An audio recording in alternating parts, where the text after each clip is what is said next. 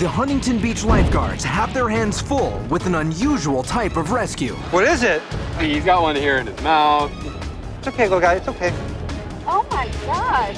While lifeguards in Long Beach catch a suspiciously aggressive boater. Follow us. We will. You can meet her down. Okay. Do me a favor, meet me at that dock.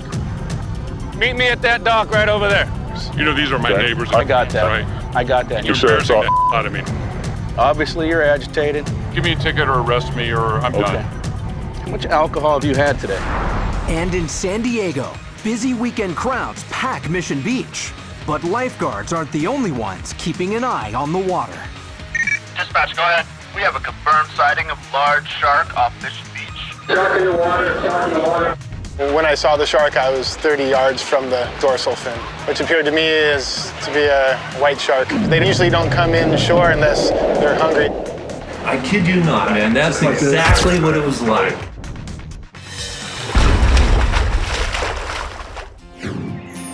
San Diego has a weather pattern unlike anywhere else in America.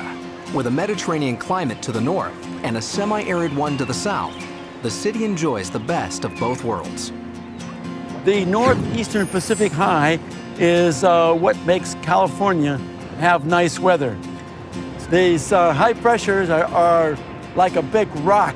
It essentially keeps out storms. It's these conditions that make this city's beaches a destination spot for tourists worldwide. Over 22 million visitors a year flock to San Diego, contributing to its $15 billion tourist industry. Here, everyone is counting on the lifeguards to keep the beaches safe and keep them coming back year after year. This year, the water's been warm up until this week, so we've had a lot of rescues, and they've all been mostly rip current related. Today, veteran lifeguard Alan Cracklow will be on patrol in Mission Beach, providing backup for any incoming radio call. Last week at La Jolla Shores, we had a 30-person mass rescue. 100 people got sucked out in the rip current. So that was one of our big calls this summer. We have 21 Sam responding to Tower 19. So can you have medics dispatched to Santa Clara and Ocean Front Walk? Sounds like the guard is by himself right now taking care of the patients, so we're trying to get 2 or 3 units down here to back them up and help them. Usually nice to have 4 or 5 guards to package a patient when they've injured their neck. The gentleman came out of the surf. He'd gotten hit pretty good in the head with his surfboard, really rung his bell, enough to split his lip. It appears that it rocked his head back suddenly because he had pain right in the bottom of his neck. All right, let's slip this up underneath. It's really not very comfortable, but I want to make sure his head doesn't move around. There you go. I feel like I'm going to pass out. All right, we'll hold if you need to, we got you. Bring that board quick. He's going to pass. Thinks he's... Yeah, we're going to lay you back on this board. The surfer battles to stay conscious, while lifeguards try to get him onto a backboard before he collapses. Lay back, just lay back, relax, relax, relax. And we're going to get some oxygen going as well. That's going to help you breath. Can you do me a favor? Can you just grab my fingers and then squeeze on them? Both hands at the same time. There you go, nice. Thank you. Fearing possible injury to the man's spine, lifeguards have to work as a team to keep his back straight while they gather his vitals and prepare to move him off the beach. Do you think your pain is more on the bottom of your neck or the top of your neck? Kind of at the very base of my neck. Very bottom? All right. Yeah, see some blood in your mouth. Do you feel any damage in your mouth? No. Your lips cut pretty good? Yeah.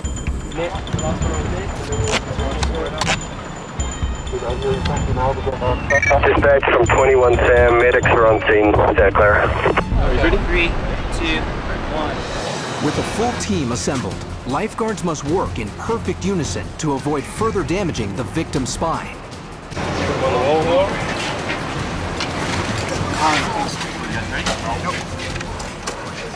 Any misstep during this phase could be tragic. He's going to go to the hospital. They'll keep him immobilized so there's no movement in his neck and no movement in his back. They'll take some x-rays, and he walked onto the beach. We want him to be able to walk again when he goes home tonight.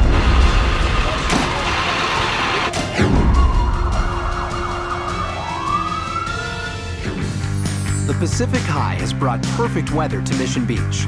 Sunny skies, an air temperature of 81 degrees, and a water temperature of 70 has thousands of swimmers in the water. Lifeguard Todd Rice has paddled out into the surf to watch over the crowd. But Todd is not the only one with an eye on the swimmers. I was out on a rescue board going towards the outside of the surf line, and when I noticed a large triangularly shaped fin, which appeared to me to be a shark. In San Diego, there's probably about 20 kinds of sharks that are frequently seen by fishermen, swimmers, beachgoers, kayakers. Most of the species sighted in these waters are small and have never attacked humans. But just seeing a fin, any fin in the water, is sure to send a chill up the average person's spine. The most common species of shark in San Diego is probably the leopard shark, which can form aggregations or groups of several hundred or thousand individuals along the beach at any time. But they are completely harmless to people.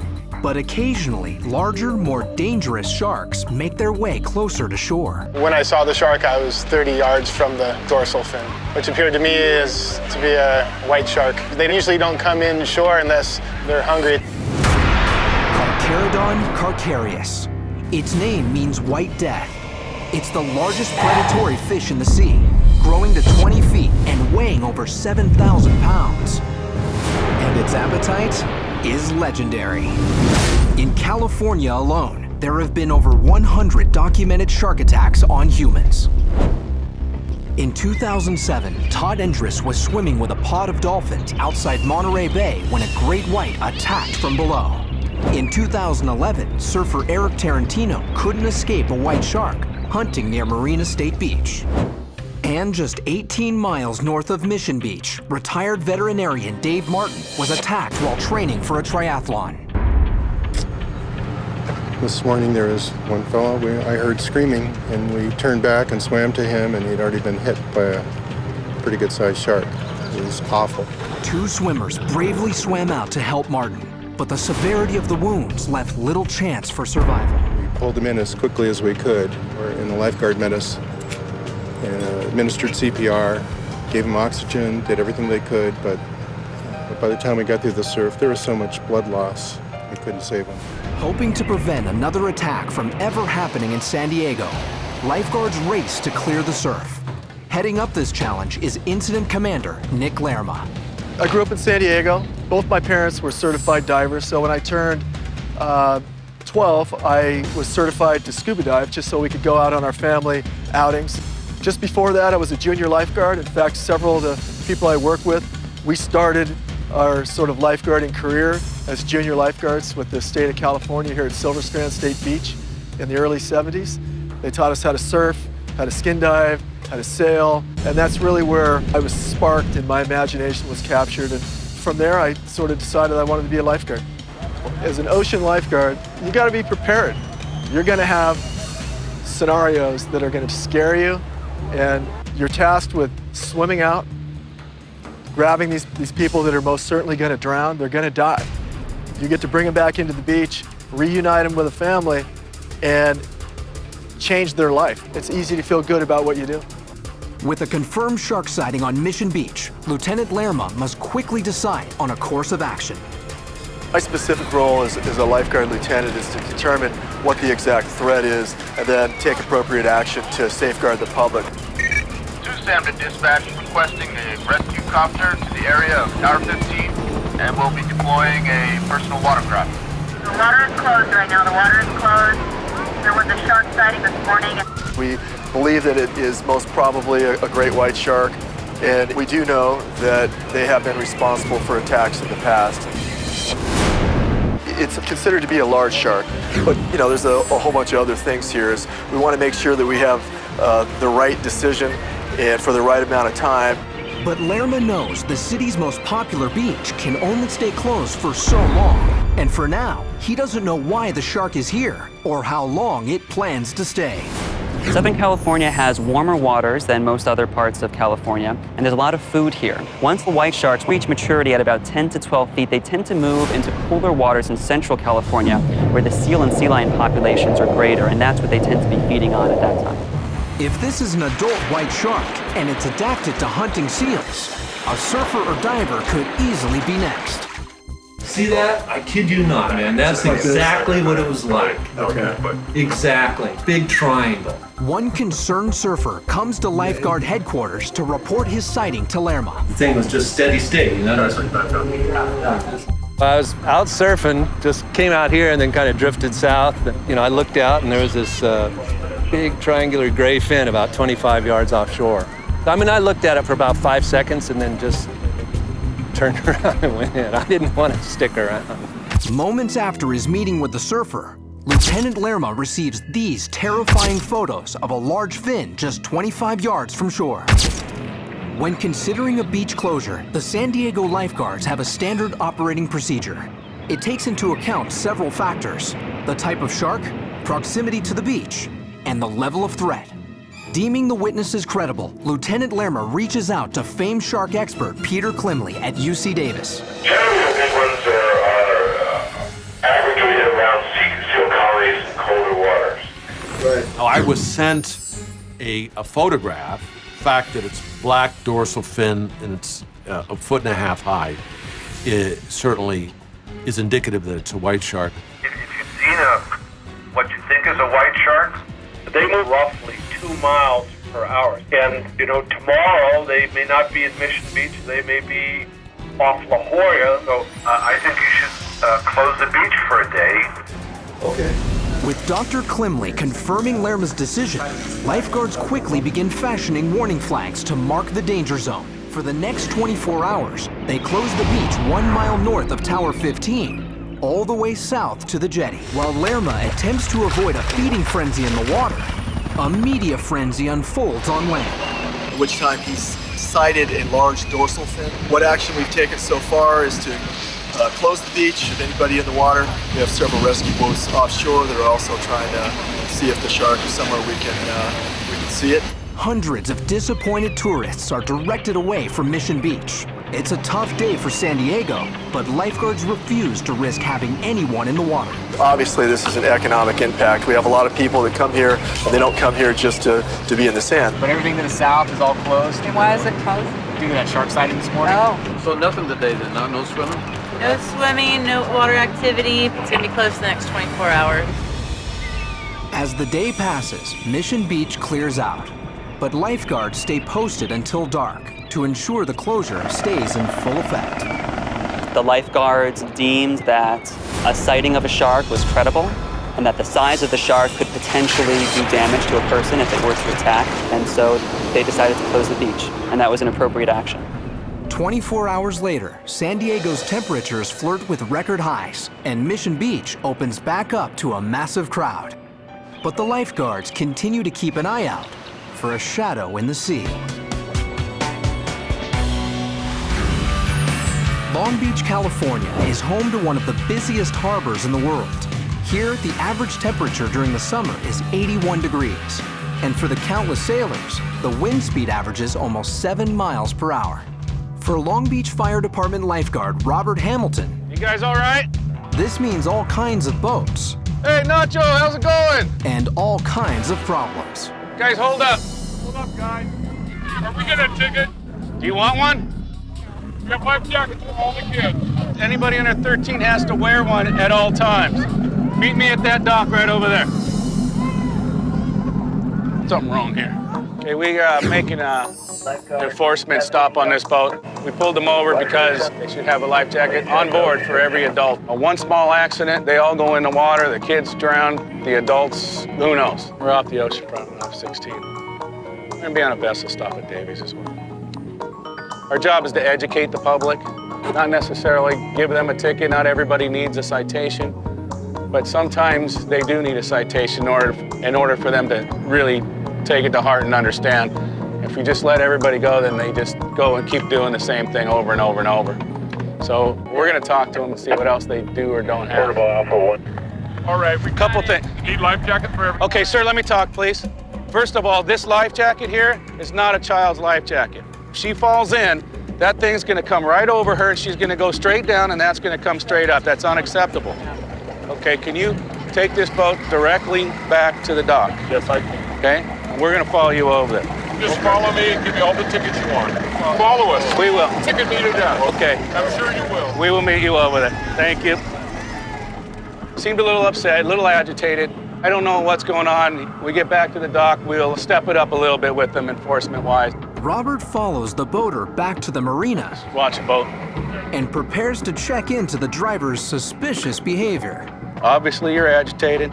Yeah, I'm very upset. Hey, because you pulled us over because I didn't have life jackets for the adults. Or the kids. The kids are not the kids all had life jackets on. No, okay, they didn't. They did. All right. They all had life jackets on. I'm not going to argue with you.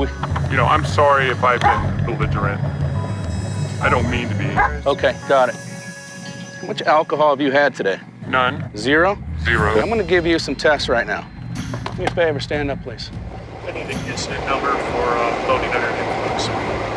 Anything that would affect this type of test whatsoever? Nothing. Hands together, feet together. I want you We to... didn't have life jackets. Sir, part of this test is paying attention. Most of this test is following orders. You know, these are my neighbors. I got that. Right? I got that. You're embarrassing the out of me. Not real cooperative with us, so we're discussing what to do with him. I'm running him through a battery of tests right now for boating under the influence. If he passes, give him a citation, send him home. If he doesn't pass, he may end up going to jail tonight. Lifeguard Hamilton asks the boater to balance on one foot with his eyes closed. Foot off the ground, please.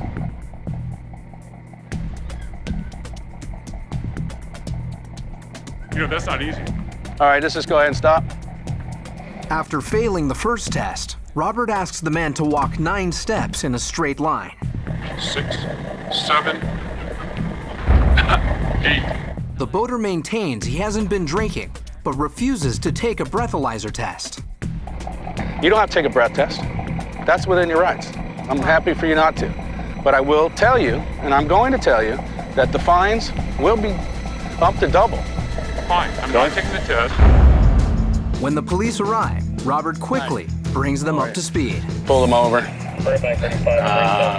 Obviously agitated, obviously wanting to yell at us. I run all the sobriety tests, FSTs at him. He's unable to perform 3 of the complete tests. Okay. So obviously alcohol, he refuses to pass test. So we're gonna hook and book. Okay. Are you arresting me? Oh my God. It's never fun when you have to arrest somebody. But when they're putting small children in the line of fire, so you have to do your job. Well, we're gonna clear from this. PD's got one in custody.